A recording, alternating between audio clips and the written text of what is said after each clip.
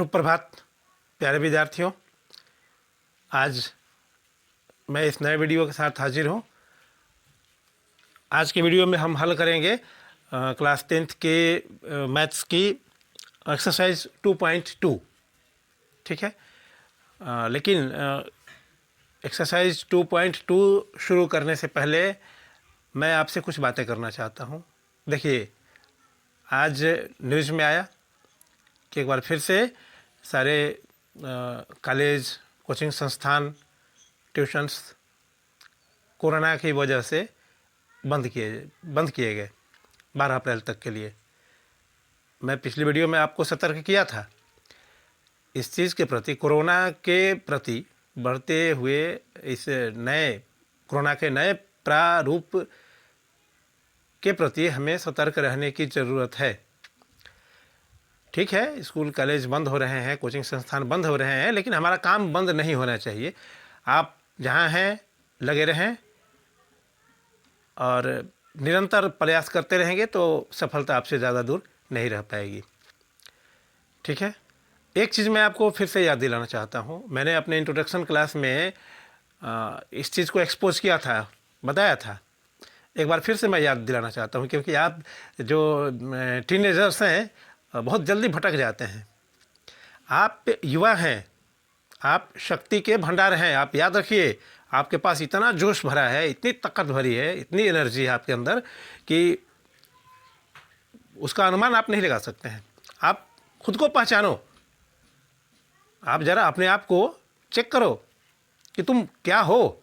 तुम एक वीर हो, तुम ऊर्जा का खजाना हो, तुम जो चाहोगे कर सकते हो, बशर्ते तुम खुद को पहचानो, अपने ऊपर पूरा विश्वास पैदा करो, आत्मबल पैदा करो, लक्ष्य निर्धारित करो पहले अपने इंटरेस्ट के अनुसार, जिस चीज़ में आपका मन लगता है। ठीक है, हाँ, वो क्षेत्र पॉजिटिव होना चाहिए, न कि किसी गलत काम को हम चयन कर लें और बोलें कि नहीं, हमको इस चीज़ में ही मन लगता है और उसमें ही हम अपना करियर बनाएंगे। ये तो बेतुकी बात हो जाएगी। मेरे कहने का मतलब है कि जितनी भी पॉजिटिव चीज़ें हैं, बहुत सारे स्कोप हैं करियर के, तो आप पहले उसको आप सेलेक्ट कर लें, फिर अपना टारगेट फिक्स कर लें कि आपको करना क्या है एकदम, और उसके बाद एक दृढ़ इच्छा शक्ति आप खुद के अंदर पैदा करें और पूरे तन मन धन से लग जाएं। ठीक है, चूँकि आपके अंदर ऊर्जा का भंडार है, आपको सफलता पाने से कोई भी नहीं रोक सकता है। इस दुनिया की कोई भी ताकत आपको नहीं रोक सकती है। ठीक है, तो आप अपने आप को पहचानिए और आप जानिए कि आपके अंदर ऊर्जा का भंडार है, आपके अंदर असीम ताकत भरा है। अब आपके ऊपर डिपेंड करता है कि आप अपनी उस ऊर्जा का प्रयोग कहाँ करेंगे, कुछ बनाने में या कुछ बिगाड़ने में। ये आपके ऊपर डिपेंड करता है। आप सोचिए, निर्धारित कीजिए कि आपको करना क्या है और आप अपने अंदर की ताकत को पहचानिए। इसीलिए मैंने कहा था कि आपको एकदम फिट रहना है, स्ट्रांग रहना है, by the body by the mind, और आपको चरित्रवान रहना है हमेशा। तो आप ज़िंदगी को बड़ी मज़े से जिएंगे और ये ज़िंदगी आपको बहुत ही खुशनुमा लगेगी, क्योंकि टेंशन की जगह नहीं रहेगी आपके लाइफ में।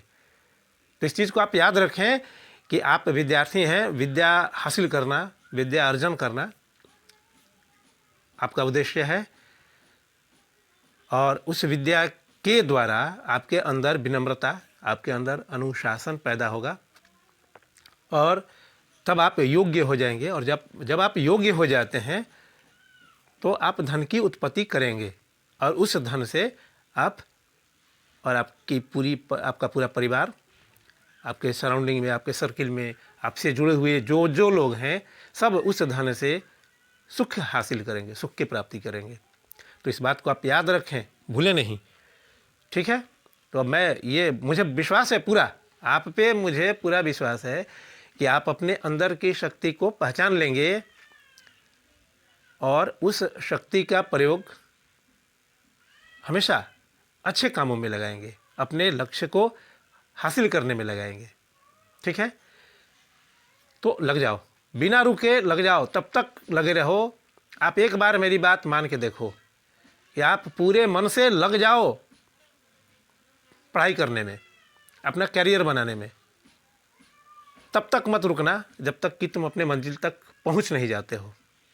और उसके बाद देखो कि ये जो ज़िंदगी मिली है आपको, वो कितनी खुशनुमा हो जाती है, वो कितनी रंगीन हो जाती है।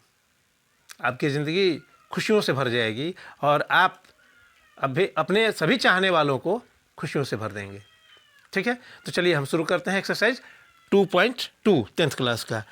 इसमें प्रश्न दिया गया है, पहला प्रश्न जो है कि निम्न द्विघात बहुपदों के शून्यक ज्ञात कीजिए और शून्यंकों तथा गुणांकों के बीच के संबंध की सत्यता की जांच कीजिए। पहले तो हमें शून्यक ज्ञात करना है और उसके बाद शून्यंकों तथा गुणांकों के बीच जो संबंध होता है उसके सत्यता की जांच करनी है। आप 9th क्लास में द्विघात बहुपद का फैक्टराइजेशन, गुणनखंड पढ़ चुके हैं।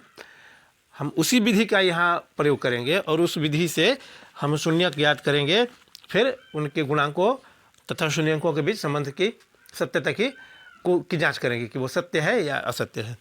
ठीक है, तो हम पहला प्रश्न लेते हैं x² - 2x - 8। पहला जो प्रश्न है वो है x² - 2x - 8, x² - 2x - 8 ये प्रश्न है। ठीक है, हमें शून्यक ज्ञात करना है। अर्थात ये कि आप ये भी जानते हैं कि हर द्विघात बहुपद के दो शून्यक होते हैं, दो शून्यक, कम से कम दो शून्यक होंगे। तो इसके लिए हम क्या करेंगे, इसको बराबर 0 करेंगे और आप ये मिडिल टर्म जो है मध्य पद, इसका द्विखंडन आप 9th क्लास में पढ़ चुके हैं। आप याद कीजिए, फैक्टराइजेशन करते समय, गुणनखंड करते समय ठीक वही नियम का प्रयोग करेंगे। उसके लिए क्या करते हैं, बड़ा ही सरल तरीका है, इसको आप ध्यान से देखिएगा। यहाँ जो x² का जो गुणांक है, यहाँ कोई अंक नहीं है तो एक है। ठीक है, और ये c, ठीक, एक चीज़, इसको करने से पहले एक चीज़ मैं आपको बताता हूँ। द्विघात जो बहुपद होते हैं उसका जो स्टैंडर्ड फॉर्म है वो है x² + ax² + bx + c = 0, ये फॉर्म होता है। ठीक है, यहाँ a, b और c ये तीनों कांस्टेंट होते हैं, मतलब अचर पद, इनका मान नहीं बदलता है। x का मान बदल सकता है। ठीक है, तो x² का जो ये गुणांक होता है, यहाँ जो अंक होता है वो a है और इसको x² का गुणांक कहते हैं। b x का गुणांक है, b x का गुणांक है और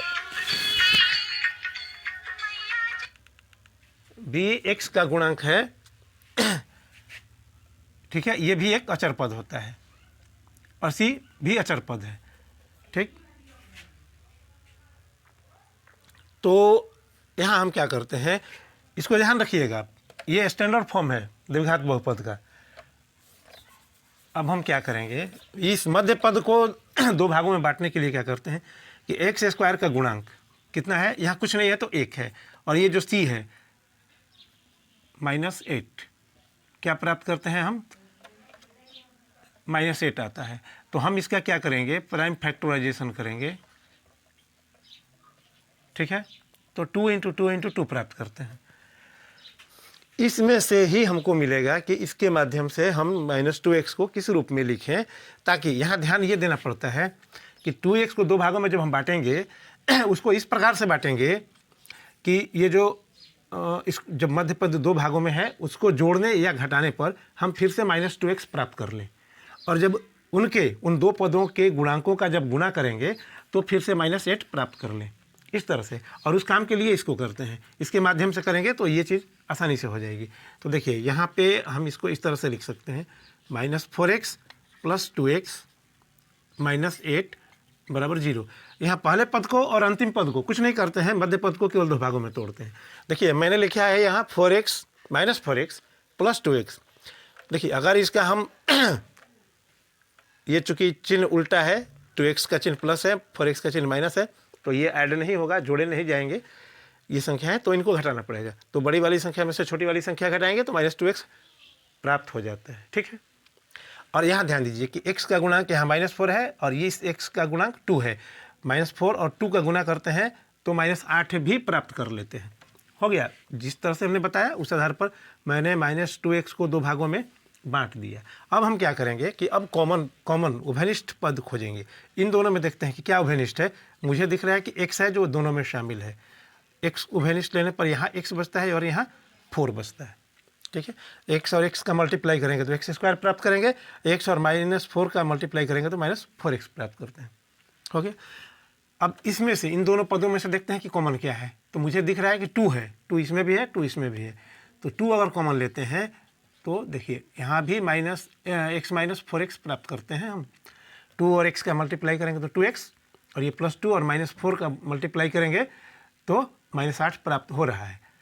तो इस तरह से देखिए, अब यहाँ ध्यान देना है कि ये जो देखिए x - 4 दोनों में है, तो अब हम x - 4 को कॉमन ले सकते हैं और फिर इन दोनों पदों को एक साथ लिख सकते हैं बराबर 0। ठीक है, तो यहाँ पर देखिए थोड़ा सा समझना है, और बहुत ही इजी चीज़ है लेकिन थोड़ा गौर करना है। x - 4 into x + 2 = 0। इसका अर्थ ये निकल रहा है कि इन दोनों में से कोई एक या तो 0 है या फिर ये दोनों ही 0 है, तभी हम दो संख्याओं का गुणनफल 0 प्राप्त करते हैं। आप याद कीजिए, ध्यान दीजिए। जैसे हम मान लीजिए कि हम लिखते हैं 1 × 5, ये कभी भी 0 नहीं आ सकता है, नहीं आ सकता है।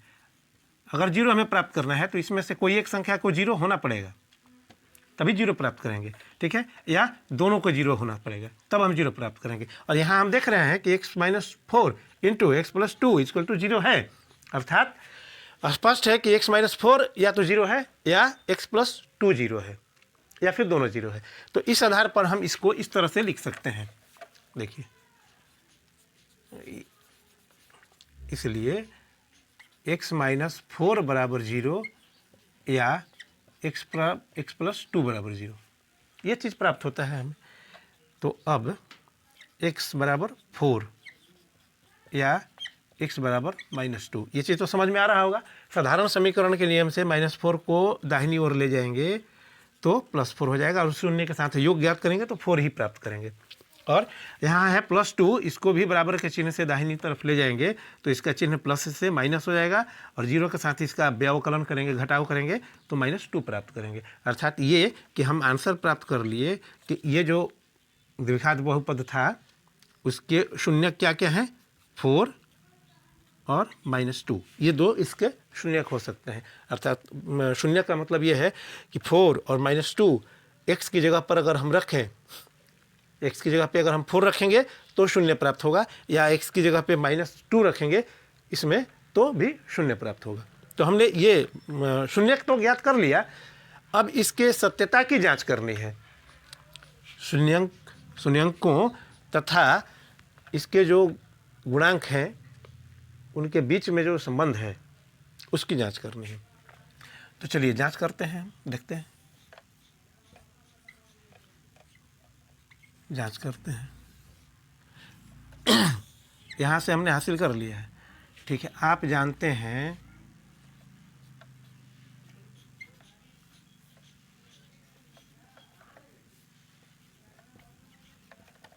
शून्यंकों का योग बराबर होता है -b/a। ये सूत्र है आपके बुक में, टेक्स्ट बुक में ये सूत्र दिया गया है, बहुत अच्छी तरह से समझाया गया है, आप देख सकते हैं। नहीं तो कम से कम इतना याद रखिए कि शून्यंकों का योग बराबर -b/a होता है।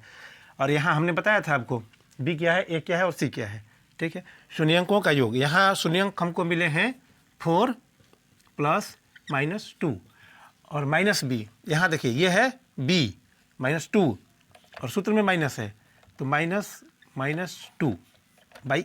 ये कितना है, x स्क्वायर का। यहाँ देखिए x स्क्वायर का गुणांक कुछ नहीं है, 1 है, तो यहाँ पे क्या होगा, 1 होगा। अब देखिए इन दोनों को अगर हम ऐड करते हैं तो 2 प्राप्त करते हैं, क्योंकि ये यहाँ एक लाइन इस तरह से लिख सकते हैं, घटाएंगे तो 2, और यहाँ 2/1 का मतलब 2। देखिए दोनों तरफ बराबर आ रहा है, मतलब गुणांकों का संबंध ये है, योग बराबर -b/a होता है। और हम यहाँ गुणनखंड करके, इस द्विघात बहुपद का गुणनखंड करके शून्यक ज्ञात कर चुके हैं, 4 और 2। तो इन दोनों को जोड़ने के बाद भी हमें 2 प्राप्त होता है, और गुणांकों के बीच जो संबंध है -b/a उसके माध्यम से भी 2 प्राप्त होता है। इसका मतलब कि ये जो संबंध है वो सत्य है। कि द्विघात बहुपद के शून्यंकों का योग बराबर -b/a होता है। स्पष्ट है। उसी प्रकार से पुनः अब शून्यंकों का गुणनफल का भी जांच कर लेते हैं। शून्यंकों के गुणनफल, शून्यंकों का गुणनफल बराबर होता है c/a। यहाँ शून्यंक के गुणनफल हमको मिले हैं 4 × -2, ये 4 और -2, तो इसको हम लिख लिए। और यहाँ है c/a, c की जगह पे है -8 और a की जगह पे है 1। तो यहाँ देखिए, यहाँ हम प्राप्त करते हैं -8 = -8। ठीक है, देखिए ये भी बराबर होगा। इस तरह से हम जांच करेंगे और हम पता चलता है कि शून्यंकों तथा गुणांकों के बीच में जो संबंध है वो सत्य है। ओके, क्या लग रहा है? भारी है? सवाल कठिन है? बिल्कुल नहीं। आप अगर एक बार मेरे समझ में नहीं आया, फिर से इस वीडियो को रिपीट करें, पूरा समझ में आएगा। ठीक है, उम्मीद है कि आप समझ गए होंगे। चलिए अब मैं चलता हूँ दूसरे क्वेश्चन की तरफ।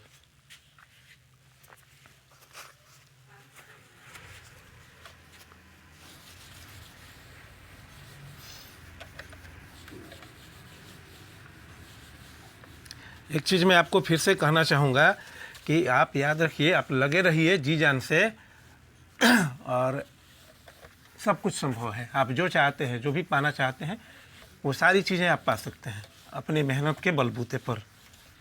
ठीक है, बच्चों, मेरे कुछ शुभ चिंतकों ने बताया कि YouTube पर जो वीडियो होना चाहिए उसमें कम समय में बहुत सारी चीज़ें, अधिक से अधिक चीज़ें बच्चों को देना है। अब लेकिन मुझे तो समझ में नहीं आ रहा है कि किस तरह से मैं करूं कि एकदम कम समय रहे और बहुत अधिक चीज़ें आपको मैं दे दूं। मेरा तो सोचना ये है, या मेरा जो तरीका ये है कि मैं एकदम स्लो चलूँगा। आपको जब मेरा वीडियो देखेंगे तो आपको ऐसा महसूस होना चाहिए कि आप ट्यूशन के क्लास में हैं, सर के सामने। आपको कोई कन्फ्यूज़न नहीं होना चाहिए। मैं एकदम स्लो चलूँगा ताकि आपको पूरा समझ में आए। पढ़ाने के लिए तो बहुत सारे सर लोग हैं, एक से एक बड़े सर लोग हैं। मैं तो एक छोटे से गांव से बिलोंग करता हूँ, मेरी औकात क्या है। लेकिन मेरा अपना सोचना ये है कि मैं क्लियर कॉन्सेप्ट दूँ आपको। भले थोड़ा टाइम अधिक लगे या अधिक समय में कम ही काम हो, लेकिन जो काम हो वो पूरा पक्का और स्पष्ट हो। मेरा सोचना ये है, और यही सोच लेकर के मैंने ये चैनल चालू किया है। मुझे आपका सपोर्ट चाहिए। अगर आपको ठीक लग रहा है, कॉन्सेप्ट क्लियर हो रहा है, आप समझ पा रहे हैं। देखिए, सवाल हल कर लेना एक अलग चीज़ है, और कॉन्सेप्ट समझ लेना कि कैसे हुआ, कैसे हमने किया। जैसे अब मैंने अभी आपको एक सवाल हल करके दिखाया, अगर आप खुद से अगला सवाल हल कर लिया तो समझ लो मैं सफल हूँ और आप कॉन्सेप्ट समझ गए।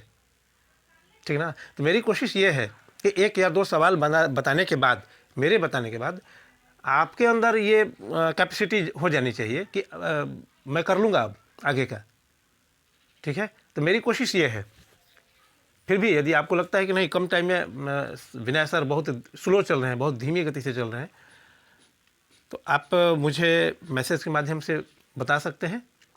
और नहीं, अगर आपको ये मेरा जो प्रोसेस है अगर पसंद आ रहा है तो कृपया उसे भी बताएं। मैं उम्मीद करूँगा आपकी सलाह की। Question number 2, 4s² - 4s + 1। 4s² - 4s + 1, यही है 4s² - 4s + 1। ये क्वेश्चन है। हम इसका भी हम शून्य ज्ञात करेंगे पहले क्वेश्चन की तरह। तो इसके बराबर भी हम 0 लिखेंगे। और फिर से देखिए, s² का गुणांक 4 है और यहाँ c की जगह पे 1 है। इन दोनों का मल्टीप्लाई करके 4 × 1 = 4 प्राप्त करते हैं। इसका भाज्य गुणन खंडन करते हैं तो 2 × 2 प्राप्त करते हैं। तो इस 4x को हम इसी रूप में तोड़ेंगे, 2 और 2 के रूप में ही तोड़ेंगे, तो जो हमें चाहिए वो हो जाएगा। ठीक है, 4s² जैसे था वैसे लिखेंगे, और इसको हम 2s - 2s लिख सकते हैं। तो ध्यान दीजिए, 2s - 2s जोड़ेंगे तो हम 4s - 4s प्राप्त कर लेते हैं। ठीक है, और इन दोनों के गुणांकों का अगर मल्टीप्लाई करें, -2 × -2 तो 4 भी हम प्राप्त कर लेते हैं। ये शर्त को ज़रूर पूरा करना चाहिए ये जब हम तोड़ते हैं मध्य पद को, तो ठीक है। अब देखिए फिर हम कॉमन लेंगे इसमें से और फिर इसमें से अलग अलग। यहाँ देखिए ध्यान से देखिए 4s स्क्वायर 2s, तो हमको लगता है 2s कॉमन है इसमें, तो यहाँ बचेगा 2s। देखिए 2s और 2s का मल्टीप्लाई करेंगे तो 4s स्क्वायर प्राप्त करेंगे। यहाँ 2s है और 2s हम कॉमन ले लिए हैं, तो स्पष्ट है कि यहाँ 1 बचेगा। 2s और 1 का मल्टीप्लाई करेंगे तो 2s प्राप्त करेंगे। ओके, अब देखिए यहाँ है 2s प्लस 1, कोई पद कॉमन नहीं है तो 1 कॉमन है। 2s माइनस 1 बराबर 0। अब यहाँ पे हो सकता है कुछ बच्चों को कन्फ्यूजन हो कि यहाँ तो +1 है, आप सर -1 कैसे ले लिए? तो इजी है, देखिए यहाँ हमने लिया है -1, तो -1 का और 2s का मल्टीप्लाई करेंगे तो ये प्लस ये माइनस, -2s हो जाएगा, और यहाँ ये -1 और ये -1, तो माइनस माइनस +1 हो जाएगा। क्लियर? चलिए, तो अब देखिए 2s -1 2s -1 ये पद जो है वो सेम है, तो हम उसको ले लेते हैं कॉमन।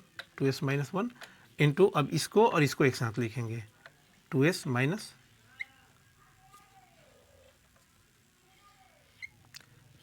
बराबर 0।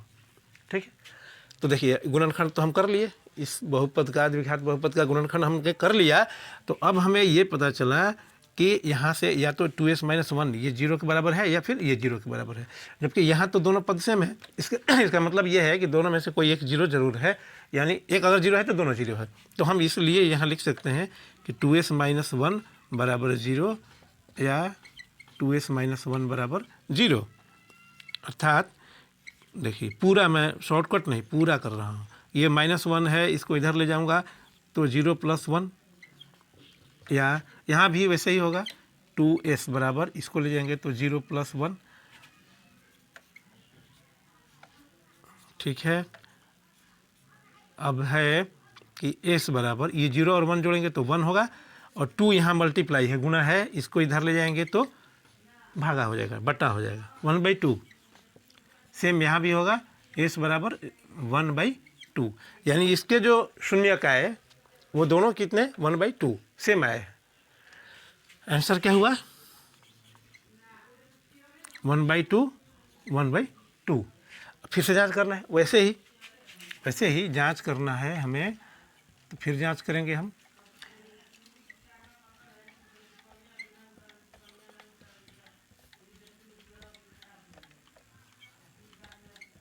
शून्यंकों का योग बराबर होता है b/a।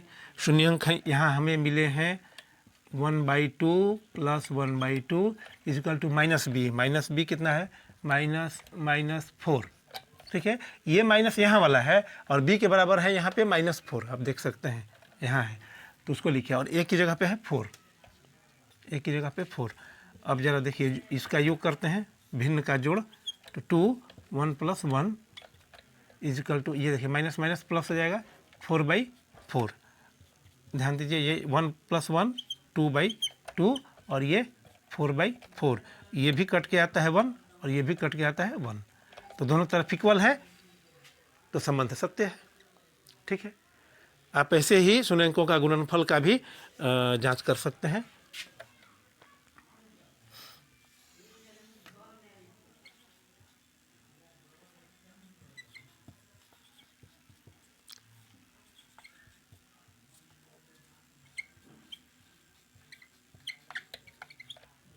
गुणनफल बराबर होता है c/a। तो देखिए यहाँ है 1/2 × 1/2, और c की जगह पे कितना है 1 और a की जगह पे कितना है 4, 1/4। तो यहाँ तो एकदम स्पष्ट हो रहा है, देखिए 1/2 × 1/2 1/4, और ये है 1/4। सही है, देख लिया आपने, बहुत ही ईजी है, एकदम आसानी से इस तरह से हम इसको हल कर सकते हैं। तो अगला question 3 number, 6x² - 3 - 7x। Question number 3।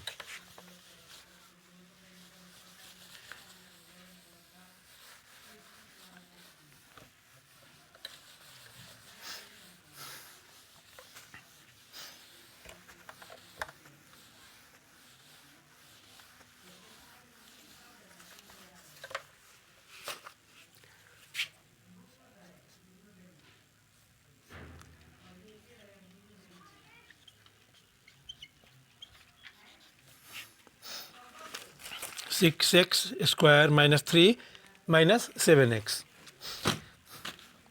मैं अपने क्लास में अभी 1-2 दिन पहले बच्चों को बता रहा था, तो 2 सवाल बताया मैंने, तो वो लोग समझ गए, बोले कि बना लेंगे सर। कोशिश करने लगे, तीसरे को अटक गए। देखिए यहाँ पे जो स्टैंडर्ड फॉर्म है ax² + bx + c, उस रूप में ये नहीं लिखा गया है। तो पहले हम इसको उस रूप में, उस स्टैंडर्ड फॉर्म में पहले सजाएंगे। 6x² माइनस 7x माइनस 3 बराबर 0 हो गया। अब ये देखिए ax² + bx + c के रूप में है। और फिर हम उसी तरह से मध्य पद को तोड़ेंगे। तो मध्य पद को तोड़ने के लिए क्या करते हैं, हमने बताया कि x² का गुणांक 6 और ये c, इसका दोनों का मल्टीप्लाई करते हैं, तो हो जाएगा 6 × -3, तो हो जाएगा 18। अगर हम इसका प्राइम फैक्टराइजेशन करें, अभाज्य गुणनखंडन करते हैं, तो हम ये प्राप्त करते हैं। ठीक है, 2 × 3 × 3, इसमें से ही हमको मिलेगा, ऐसे पद मिलेंगे जिसकी सहायता से हम -7x को 2 भागों में तोड़ सकते हैं।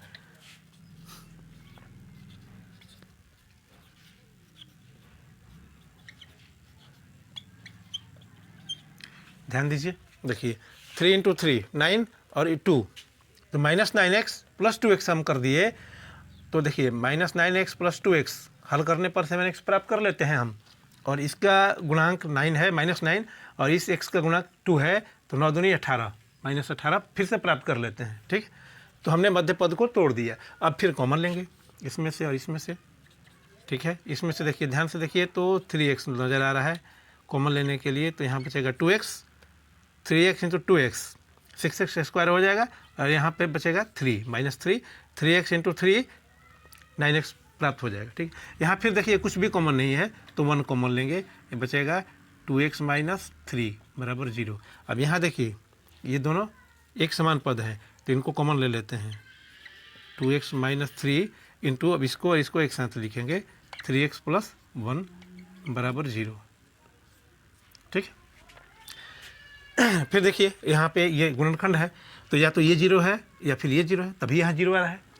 तो इसलिए हम लिख सकते हैं 2x - 3 बराबर 0 या 3x + 1 बराबर 0। ठीक है, तो इसको हम कर लेते हैं पूरा।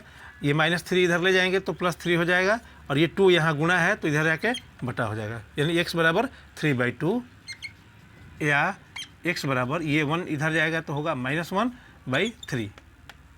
ठीक, तो ये आंसर हमने प्राप्त कर लिया। शून्यांक कितने हुए, 3/2 और -1/3। ओके, ये हुआ। अब जांच करते हैं फिर से।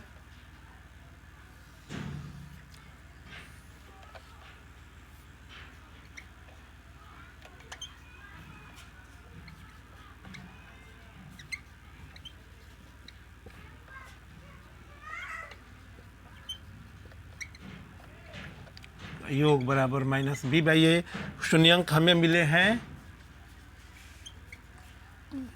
3/2 प्लस -1/3, और -b यहाँ से देखिए -3 है, तो -3/a की जगह पे 6। चलिए, तो ये देखिए, इसका एलसीएम नहीं निकाल पाएंगे तो मल्टीप्लाई करके लिखते हैं, 9 + -2 बराबर ये -+ 3/6। यहाँ देखिए ये 9 + तो माइनस हो जाएगा, तो 9 - 2 कितना बचता है, 7/6। 7/6।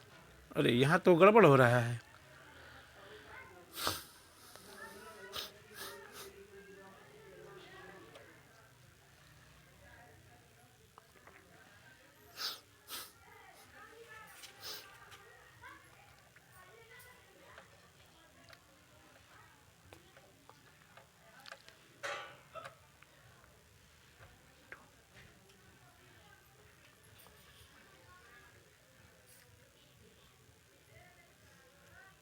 अरे यहाँ था, यहाँ सॉरी, गलत लिख लिया मैंने, यहाँ -7 था, यहाँ देखना था हमको ना, bx तो यहाँ है, तो b ये हुआ -7, तो -7। ठीक है, तो यहाँ पे हो जाएगा ये माइनस माइनस माइनस माइनस 7, तो ये हो जाएगा 7/6 और यहाँ भी आ रहा है मेरा 7/6। सही है, ठीक है। फिर चलिए शून्य अंकों का गुणनफल उसका भी जांच कर लेते हैं।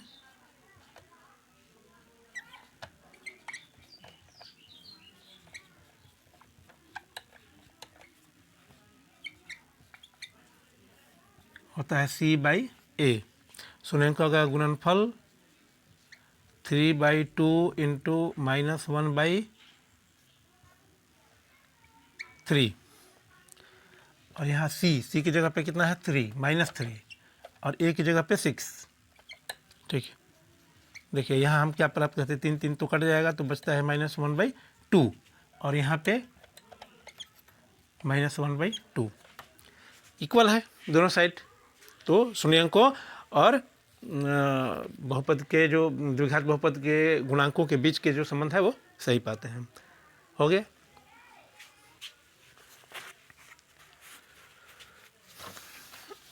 अब चलते हैं क्वेश्चन नंबर 4 की तरफ।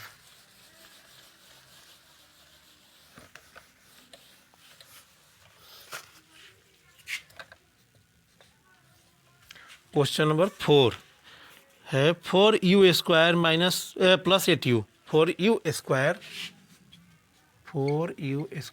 प्लस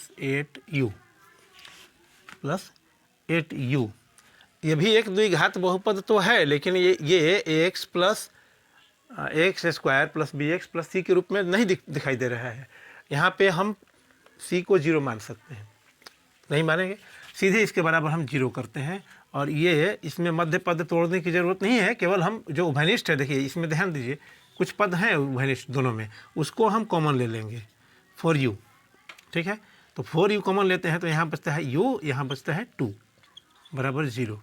4u और u का मल्टीप्लाई करेंगे तो 4u² प्राप्त हो जाता है और 4u और 2 का मल्टीप्लाई करेंगे तो 8u प्राप्त हो जाता है। ठीक है, तो इसके अनुसार ये हुआ। देखिए यहाँ भी है कि इतना इंटू इतना, इसका मतलब कि या तो 4u 0 है या फिर u प्लस 2 0 है।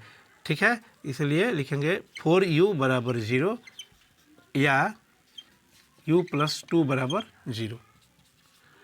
तो यहाँ हो जाएगा u बराबर 0/4 मतलब कि 0 या u बराबर -2। ठीक है, ये हल दोनों हमने ज्ञात कर लिए, आंसर हम प्राप्त कर लिए कि इसके शून्य कितने हैं 0 और -2। ठीक है, अब इसके शून्य को ये जांच करेंगे सत्यता का।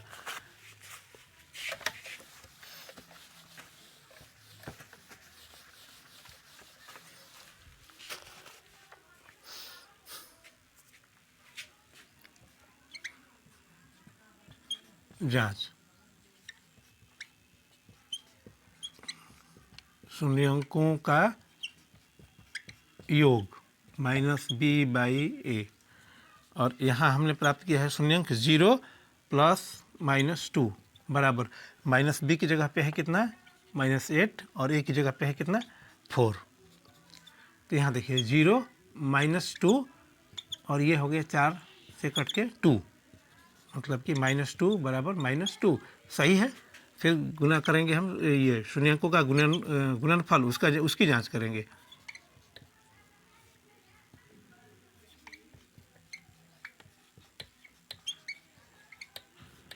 होता है C/A। शून्यंकों का गुणनफल मतलब कि 0 इंटू -2 और यहाँ पे है C कुछ नहीं है तो 0 और A 4। तो देखिए 0 इंटू -2 0 और 0/4 0। सही पाया हमने, जो संबंध है वो सत्य है। इस तरह से हल करेंगे। ठीक है, अब चलते हैं क्वेश्चन नंबर 5।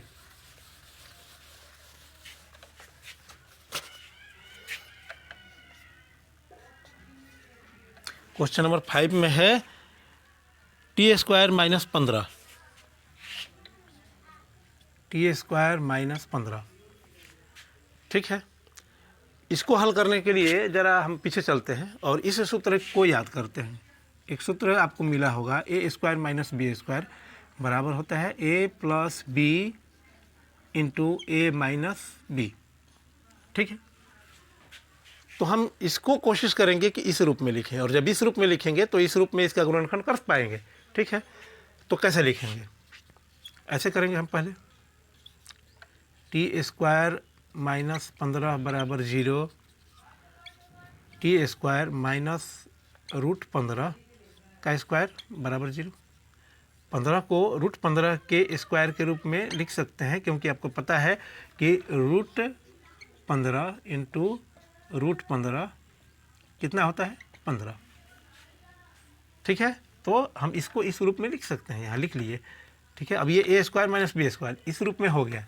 ठीक है, तो हम इसको इस रूप में लिख सकते हैं, कितना t plus root 15 into t minus root 15 बराबर 0। ठीक है, ये ए था, ये बी था, सूत्र के अनुसार टी ए और रूट 15 बी, तो ए प्लस बी ए माइनस बी के रूप में लिख लिया हमने। अब या तो ये 0 के बराबर है या फिर ये 0 के बराबर है, इसलिए हम इसको लिख सकते हैं कि टी प्लस रूट 15 बराबर 0 या टी माइनस रूट 15 बराबर 0। इसलिए टी बराबर माइनस रूट 15 या टी बराबर रूट 15। जब इसको इधर ले जाएंगे तो चिन्ह चेंज हो जाएगा, तो ये प्लस था तो माइनस हो गया, यहाँ माइनस था तो प्लस हो गया। ठीक है, अब जांच करनी है हमको शून्यंकों के सत्यता की, और शून्यंकों तथा उसके गुणांकों के बीच संबंध की जो सत्यता है उसकी जांच करनी है। तो हम जांच करते हैं यहाँ।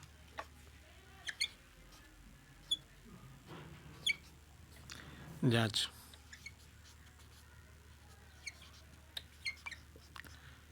शून्यंकों का योग बराबर होता है B by minus B by A. शून्यंक हमको मिले हैं माइनस रूट 15 प्लस रूट 15, तो इनको योग ज्ञात करेंगे। और यहाँ माइनस बी है ही नहीं, 0 है। यहाँ देखिए ये है, अगर इसको माने स्टैंडर्ड फॉर्म जो था A X square plus B X plus C, तो ए एक्स स्क्वायर तो है, बी एक्स नहीं है, प्लस सी है सीधे, तो बी कुछ नहीं है, 0 है, तो 0 बाई ए, और ए की जगह पे क्या है 1, टी स्क्वायर का जो गुणांक वो।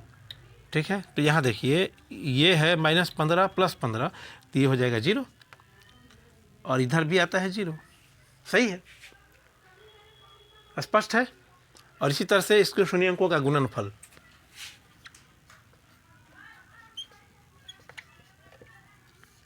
शून्यंकों का गुणनफल बराबर होता है सी बाई ए। ठीक है, माइनस रूट 15 गुना रूट 15 बराबर सी कितना है माइनस 15, और ए कितना है इस टी स्क्वायर का गुणांक 1। तो देखिए ये रूट 15 15 हो जाएगा, लेकिन ये माइनस ये प्लस, तो ये माइनस 15 और बराबर ये माइनस 15। सही है, हो गया, जांच भी कर लिया हमने। एक क्वेश्चन और बचा हुआ है 6 नंबर, जल्दी जल्दी उसको कर लेते हैं।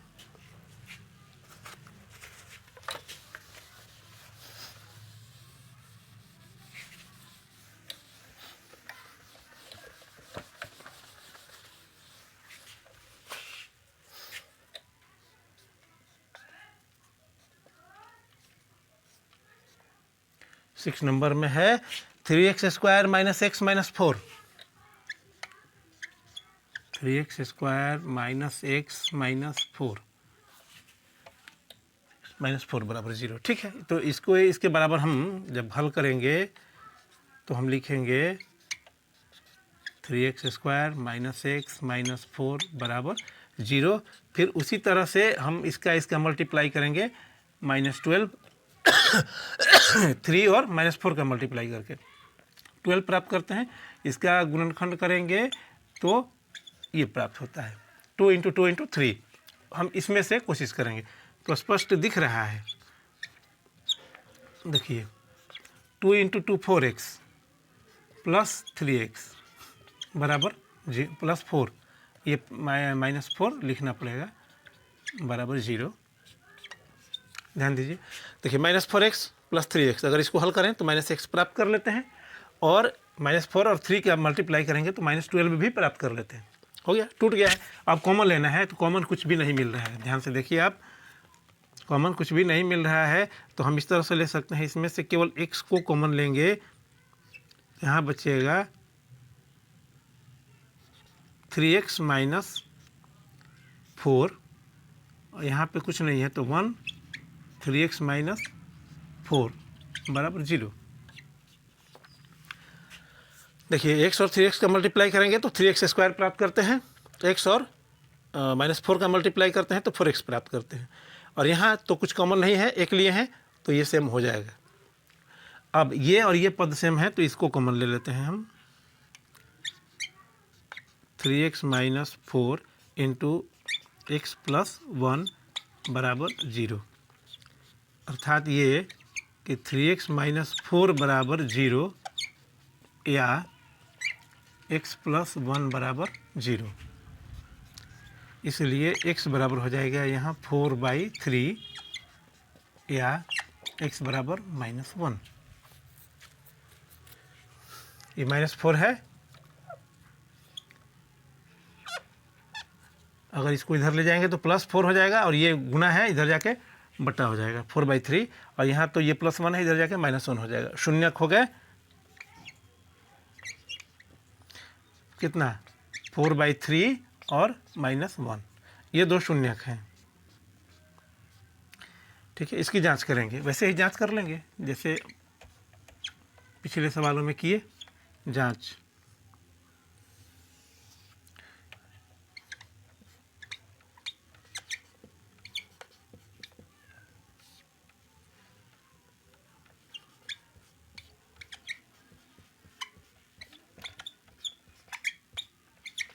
-b/a शून्यंक मिले हैं हमको, कितना 4/3 + -1, और यहाँ है -b की जगह पे है -1, तो -1/a की जगह पे है 3।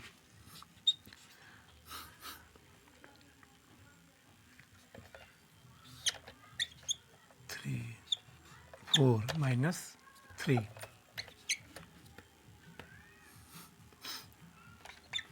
यह तो हो जाएगा 1/3, और देखिए वहाँ यहाँ भी हो रहा है 1/3, इधर भी हो रहा है 1/3, सही है, जांच कर लिया हमने। अब शून्यंकों का गुणनफल,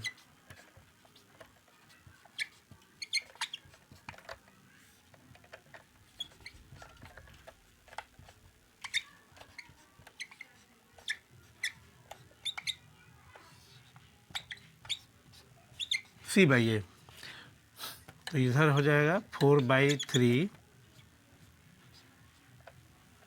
इंटू -1 बराबर c/a, c है -4 और a की जगह पे है 3। देखिए इसको भी मल्टीप्लाई करेंगे तो हम पाएंगे 4/3 -4/3, और इधर भी आ रहा है मेरा -4/3 इक्वल है, तो गुणनफल की जांच भी, शून्यंकों का गुणनफल की भी जांच हो गया। ठीक है, तो बच्चों आज की क्लास में इतना ही। अगले वीडियो के साथ हम अगले क्वेश्चन और अगले वीडियो के साथ फिर मिलेंगे। Have a nice day.